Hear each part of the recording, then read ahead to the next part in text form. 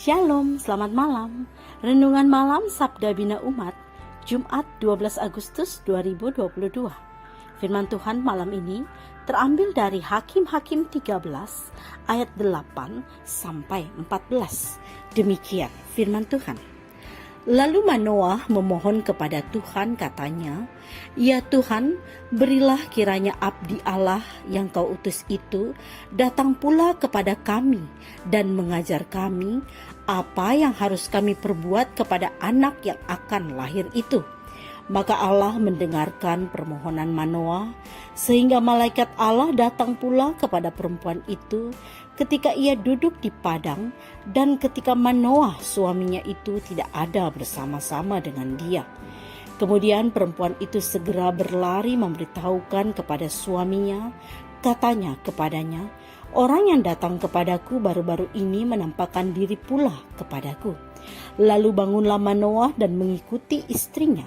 Setelah sampai kepada orang itu, berkatalah ia kepadanya, "Engkaukah orang yang telah berbicara kepada perempuan ini?" Jawabnya, "Benar." Lalu kata Manoah, "Dan apabila terjadi yang kau katakan itu, bagaimanakah nanti cara hidup anak itu dan tingkah lakunya?"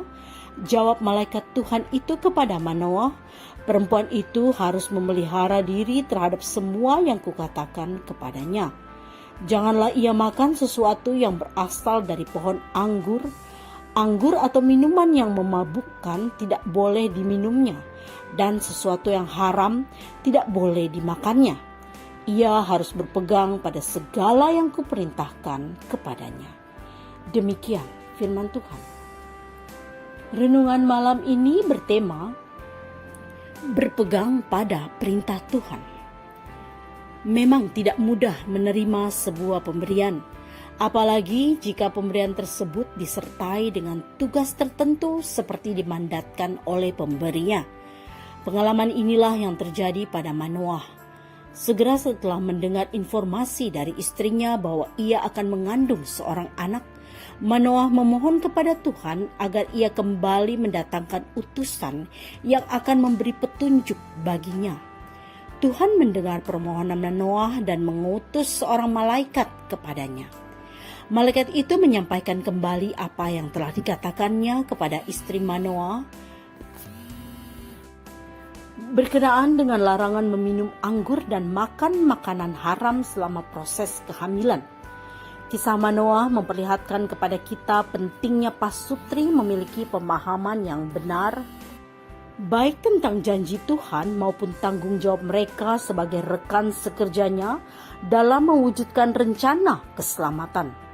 Dengan pemahaman tersebut, pasutri dapat sama-sama menginsafi pentingnya sikap saling mendukung di dalam proses merealisasikan janji Tuhan dan betapa krusialnya peran mereka sebagai orang tua dan pendidik bagi anak-anak yang Tuhan anugerahkan. Sikap Manoah yang memohon petunjuk Tuhan menegaskan karakternya sebagai seorang pendamping yang saleh dan suportif. Demikian pula sikap istri Manoah yang terbuka kepadanya tentang pernyataan Tuhan juga menunjukkan kejujurannya. Kualitas relasi pasutri dan karakter yang baik telah ditunjukkan Manoah dan istrinya perlu diusahakan dalam kehidupan rumah tangga Kristen setiap hari untuk merawat keharmonisan dan kerjasama.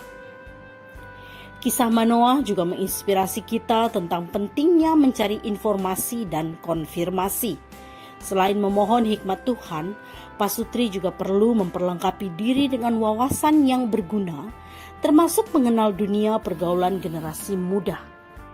Dengan begitu, mereka mampu membimbing generasi muda baik untuk menghindari pergaulan buruk yang merusak hidup mereka, maupun untuk melakukan apa yang baik guna menggenapi rencana Tuhan atas hidup mereka. Doa malam ini, Bapa, kami menyerahkan anak-anak kami ke dalam tangan pengasihan-Mu. Ajar kami untuk dapat mengarahkan mereka sebagai generasi penerus yang berbakti kepada Tuhan dan sesama. Amin. Demikianlah renungan malam ini. Selamat beristirahat.